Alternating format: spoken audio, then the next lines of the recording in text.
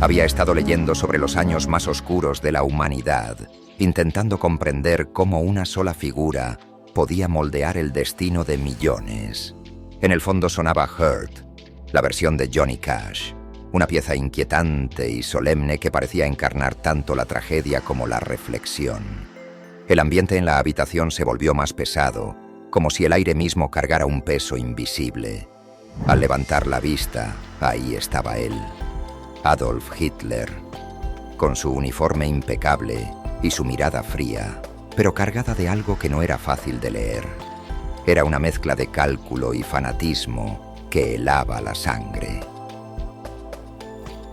Hitler, este encuentro no es para honrarte, sino para intentar entender. Entonces pregunta, pero recuerda, la verdad es muchas veces más oscura de lo que queremos aceptar. La pregunta que todos quieren saber: ¿alguna vez te arrepentiste de algo antes de apretar tu gatillo en el búnker? ¿Arrepentirme? Ese es un lujo para los débiles. Antes de apretar el gatillo, lo único que sentí fue furia y agotamiento. Sabía que todo había terminado. No quedaba nada del sueño de grandeza, del Reich que debía durar 1000 años. Solo ruinas, traición y el estruendo de las bombas cayendo sobre Berlín. Más que arrepentimiento, fue la amarga confirmación de que el mundo nunca me entendió. Pero en esos últimos días en el búnker, mientras el eco de la guerra se filtraba por las paredes, pensé en los millones que me siguieron, en los soldados que murieron, en las mujeres y niños que creyeron en mi promesa, en aquellos que se aferraron a mi visión hasta el último aliento. ¿Y si lo hubiera hecho diferente?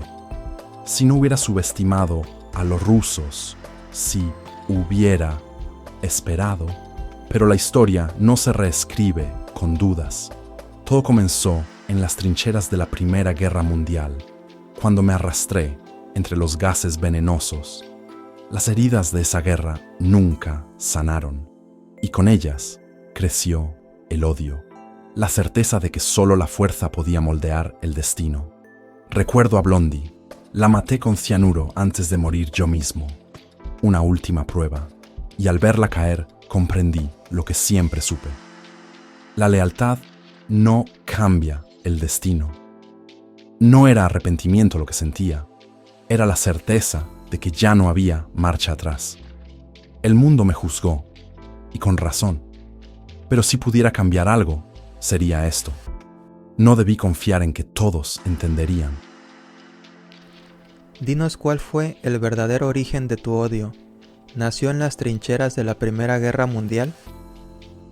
El odio no nació de un solo evento, sino que fue creciendo como una sombra alimentada por la humillación, la derrota y la sensación de haber sido traicionado. Si hubo un momento en el que empezó a tomar forma, fue en las trincheras de la Primera Guerra Mundial. Día tras día, rodeado de muerte, barro y explosiones, aprendí que la compasión no tenía cabida en un mundo gobernado por la fuerza. Cada compañero caído, cada herida, cada día sin esperanza. Pero el verdadero giro llegó cuando un ataque con gas me dejó temporalmente ciego. La impotencia de no poder ver, de sentirme indefenso, me marcó de una forma que nunca pude olvidar. Cuando recuperé la vista, lo que vi no fue solo un mundo destrozado por la guerra, sino una Alemania humillada, reducida a escombros. Busqué culpables y los encontré en aquellos que, según creía, habían traicionado a mi patria desde dentro. Judíos, comunistas y políticos débiles. El odio se consolidó en las calles de Múnich. Vi a los ricos prosperar mientras los veteranos de guerra pedían limosna. Vi la desesperanza en los ojos de los alemanes y me convencí de que alguien tenía que restaurar la grandeza perdida. Así, lo que comenzó como un resentimiento personal se convirtió en una ideología de acero. La guerra me enseñó a no dudar, a no titubear, a avanzar sin mirar atrás. El odio fue mi combustible, mi arma, mi razón de existir. Y una vez que te entregas por completo a él, ya no hay marcha atrás. ¿Qué sientes al saber que tu nombre es sinónimo de maldad absoluta? Es curioso, ¿no? Que un nombre pueda convertirse en sinónimo de todo lo que el mundo odia y teme. Cuando era un joven soldado, jamás imaginé que Hitler sería pronunciado con el mismo asco que demonio. Al principio, quizás quise ser recordado como el salvador de Alemania, pero con el tiempo solo me importó el poder. En ese juego no hay lugar para la moralidad ni para el juicio de los demás. Lo irónico es que lo que comenzó como una visión de grandeza terminó convirtiéndome en un monstruo. El mal absoluto no surge de la nada. Es una acumulación de decisiones, de líneas cruzadas sin mirar atrás. Sabía lo que estaba haciendo. Sabía que estaba cometiendo actos que marcarían la historia con sangre, pero lo hice de todos modos, convencido de que era necesario. ¿Qué siento ahora? Un vacío, tal vez indiferencia. La historia es implacable, pero no puede cambiar lo que fui ni lo que hice. No hay redención, solo la certeza de que me convertí en lo que el mundo más teme. Y ese es mi legado. La advertencia es clara. Las decisiones tienen consecuencias. Lo que construyas, para bien o para mal, será lo único que quede de ti. Si pudieras regresar en el tiempo, ¿cambiarías alguna de las decisiones que llevaron a la Segunda Guerra Mundial? El pasado es un campo de batalla donde cada decisión deja cicatrices. Si pudiera ajustar algunas piezas, no sería por arrepentimiento, sino por estrategia. Subestimar a los rusos fue mi mayor error. Creí que la Unión Soviética caería rápido, pero su resistencia y el invierno ruso demostraron lo contrario. Si hubiera esperado, si hubiera consolidado mis posiciones antes de avanzar al este, la historia podría haber sido distinta. Recuerdo Stalingrado, no como una simple batalla, sino como el momento en que sentí que la historia empezaba a escaparse de mis manos. Era pleno invierno, y nuestros soldados morían no solo por las balas, sino por el frío, por el hambre. Hubo un informe que me quedó grabado. Un capitán de la Wehrmacht describía cómo sus hombres se comían la carne congelada de los cadáveres para sobrevivir. No había suministros, no había refuerzos, solo desesperación. Yo les ordené que resistieran hasta el final. Sabía que estaban condenados, pero no podía aceptar la derrota. Me encerré en la soledad de mi cuartel, caminando de un lado a otro, apretando los puños, esperando un milagro que nunca llegó. Cuando Stalingrado cayó, sentí por primera vez una punzada de algo que jamás habría admitido en voz alta: miedo. Entonces, ¿cambiaría algo? Quizás algunos movimientos tácticos, algunas alianzas. Tal vez habría esperado antes de desatar el infierno. ¿Te consideraste un héroe para Alemania o eras consciente de que estabas destruyéndola desde adentro? Héroe, destructor, traidor. La historia me ha dado muchos nombres, pero en mi mente siempre fui el salvador de Alemania. Vi a mi nación humillada tras el Tratado de Versalles, reducida a un pueblo sin identidad, y me propuse restaurar su grandeza, sin importar el costo. Cada decisión, cada sacrificio, lo hice con esa misión en mente, pero la guerra mostró su verdadero rostro. Mientras más presionaba la maquinaria bélica, más veía cómo todo se desmoronaba. Berlín se convirtió en un campo de ruinas. Las ciudades ardían y la traición se filtraba en cada sombra, en esas noches de soledad, en el Berghof, en el búnker. Tuve momentos de claridad. Comprendí que había desatado un caos imposible de contener.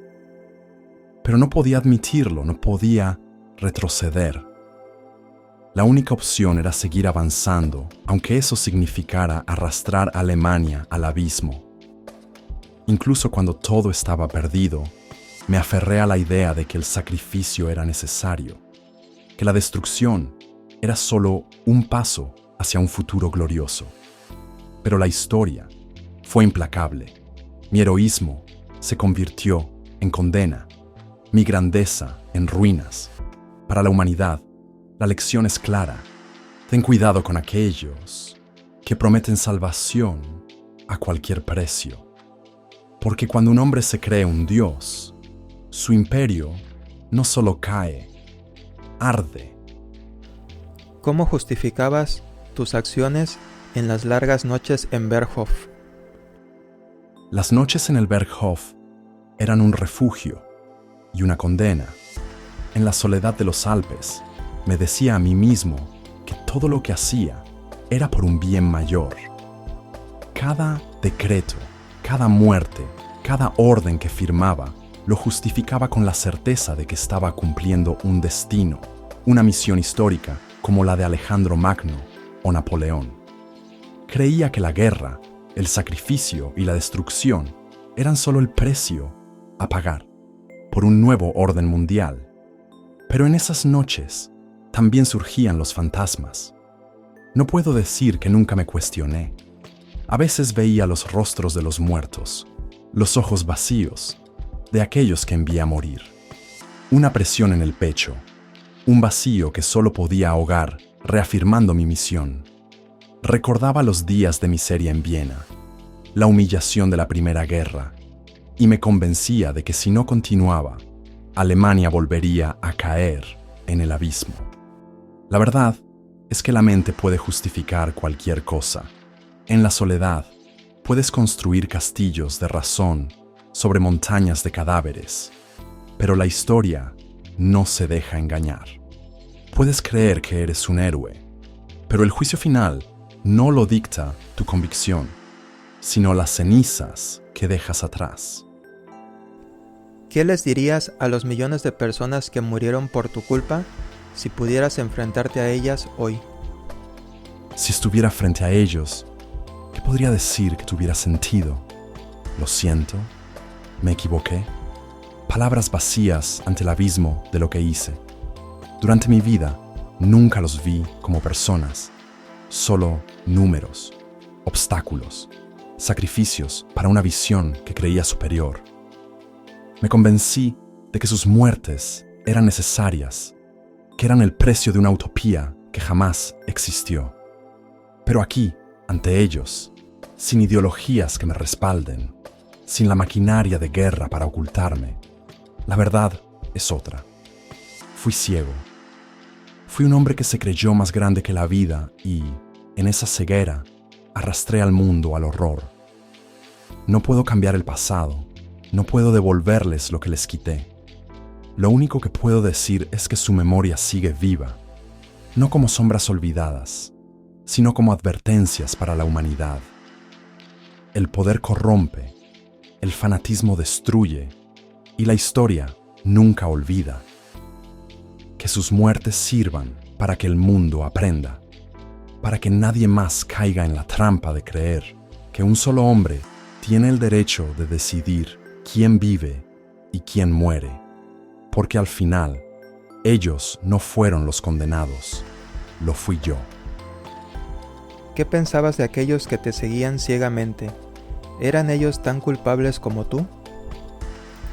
Los vi como herramientas, piezas de una maquinaria que yo dirigía. No eran individuos con voluntad propia, sino engranajes en el motor de mi visión. Los utilicé, los manipulé, y ellos, sin cuestionar, coreaban mi nombre, marchaban bajo mi bandera, ejecutaban mis órdenes. Les di un enemigo, una causa, un propósito, y a cambio me entregaron su lealtad inquebrantable. Pero en el fondo, los despreciaba. ¿Cómo podía respetar a quienes me seguían sin dudar? Quien no cuestiona, Quien no piensa por sí mismo se convierte en un títere. Sabía que su ceguera me beneficiaba y la cultivé con discursos, con miedo, con promesas de gloria. No me importaba su humanidad, solo su utilidad. Eran culpables, sí y no. La decisión final fue mía, pero ellos también eligieron obedecer. Pudieron ver, pero prefirieron cerrar los ojos. Pudieron decir no, pero optaron por callar. La culpa se extiende desde el líder hasta quienes permiten que el líder reine. Y esa es la lección. Seguir ciegamente es renunciar a tu humanidad. No importa cuán fuerte sea la voz que te ordena, siempre debes pensar, cuestionar y tener el valor de decir no. Porque cuando la historia juzga, no solo condena al que lideró, sino a todos los que permitieron que sucediera. ¿Cómo era tu relación con Eva Braun? ¿Era amor o simplemente conveniencia? Eva Braun fue mi refugio en medio del caos, una sombra en mi vida pública, pero una constante en mi vida privada. No fue un amor apasionado ni un romance de cuentos, pero sí un entendimiento mutuo, una complicidad silenciosa en la que ella aceptó su lugar sin cuestionarlo. A su manera, me amaba.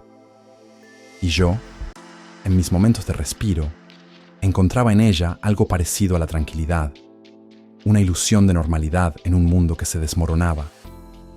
La mantuve oculta porque el Führer no podía permitirse distracciones, pero en la intimidad, su presencia me ofrecía una pausa, un instante en el que no tenía que ser un líder, solo un hombre. Fue leal hasta el final, incluso cuando el Reich se hundía y la muerte era la única certeza. Eva no era una estrategia, pero tampoco una prioridad. Su amor fue inquebrantable, el mío, limitado por la guerra y la obsesión por mi misión.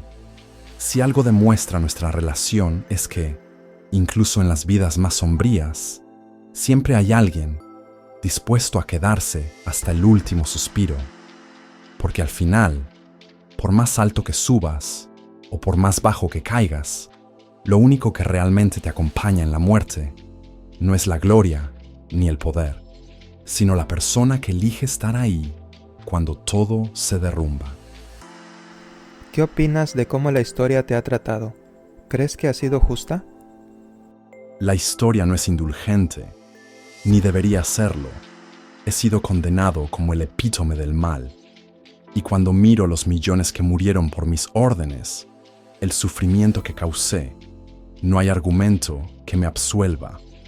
Si alguna vez quise ser recordado como el salvador de Alemania, esa idea murió junto con el Tercer Reich. Lo que dejé atrás no fue grandeza, sino devastación. Es cierto que la historia simplifica, convierte a los hombres en símbolos, en advertencias. Me han convertido en la encarnación absoluta del horror, reduciendo mis contradicciones y justificaciones a una sola verdad innegable. El precio de mis ambiciones fue pagado con sangre, y quizás sea mejor así. ¿Para qué matices cuando el mensaje es claro? La historia no es justa ni injusta, es necesaria. No busca redimir a los malvados, busca recordar a la humanidad lo que sucede cuando se permite que el odio gobierne. No hay redención para mí, ni la busco. Solo queda la certeza de que mi nombre servirá como una advertencia eterna, un recordatorio de lo que nunca debe repetirse. Y si ese es mi legado, entonces, que así sea. Si tuvieras que darle un consejo a la humanidad para evitar que algo así ocurra de nuevo, ¿qué les dirías? El odio es un fuego insaciable y yo lo alimenté hasta que devoró todo, incluso a mí mismo. Creí que era un arma, pero nunca entendí que solo deja cenizas. Si algo puede aprender la humanidad de mi historia, es que el odio jamás construye, solo destruye. nunca entreguen su capacidad de pensar. Llegué tan lejos porque muchos renunciaron a cuestionar, porque aceptaron respuestas fáciles sin atreverse a dudar. El poder absoluto solo lleva al abismo, y cuando una sociedad permite que una sola voz decida por todos, está sellando su propia condena. El mundo no es blanco y negro. La simplificación fue mi mayor arma, reducir a la gente a categorías, dividirla en enemigos y aliados. Pero esa mentalidad es el primer paso hacia la deshumanización. Si queremos evitar repetir la historia, debemos recordar que, incluso en la diferencia, existe humanidad. La memoria es la última barrera contra el olvido. No basta con condenar, hay que recordar, aprender, enseñar. Si mi historia sirve de advertencia, que así sea. Que mis errores se graben en la conciencia del mundo, porque olvidar es invitar a la repetición. Nuestra conversación había sido como caminar por un laberinto oscuro, confusa, sofocante y llena de preguntas que probablemente nunca tendrán respuestas satisfactorias. Al final, Hitler se levantó, su figura proyectando una sombra larga y opresiva en la habitación. La historia siempre juzga. Mis actos, mis palabras, quedaron grabados en la memoria del mundo como cicatrices imborrables. No me odian solo a mí, odian el reflejo de lo que he revelado sobre la naturaleza humana. No, no es solo odio, es una advertencia, un recordatorio de lo que nunca debe repetirse. Entonces, aprende de lo que temes, pero no olvides que el odio siempre encuentra un nuevo rostro. Mientras los últimos acordes de Hurt de Johnny Cash resonaban, me quedé con un nudo en el pecho. No había redención en sus palabras, solo una fría aceptación de su legado. Y en ese silencio entendí que la verdadera lucha no era contra su memoria, sino contra las semillas de odio que aún podían brotar en nosotros mismos.